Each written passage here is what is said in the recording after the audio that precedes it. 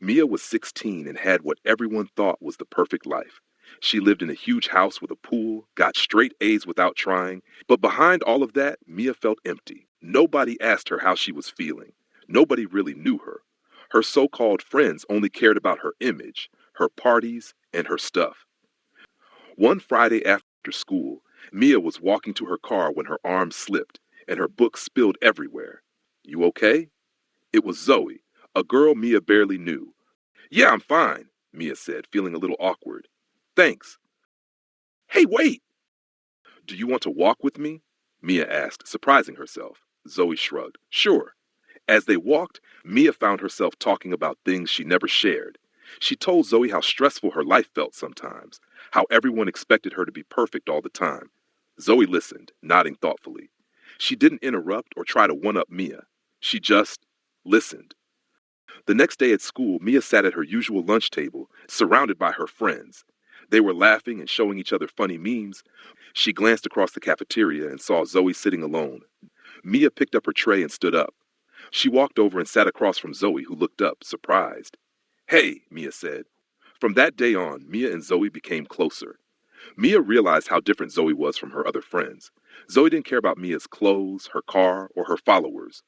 She cared about Mia, the person behind the image. They started hanging out after school. Zoey introduced Mia to her favorite coffee shop, where they'd sit for hours, talking about everything from dreams to dumb jokes.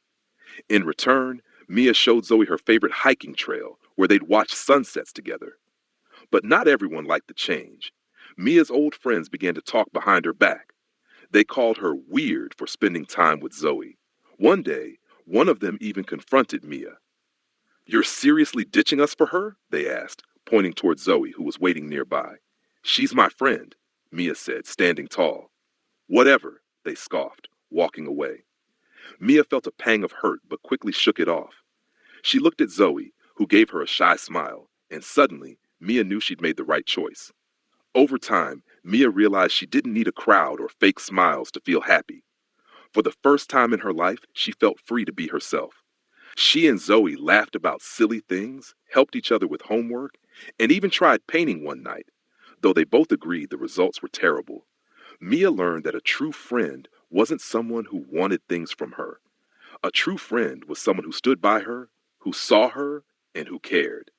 One evening, as they sat on a park bench, Zoey turned to Mia and said, "You know, I used to think you were untouchable, like perfect, but you're just you, and that's enough." Mia smiled, her heart full. "For the first time," Mia said, "I feel like I actually have everything." And she meant it.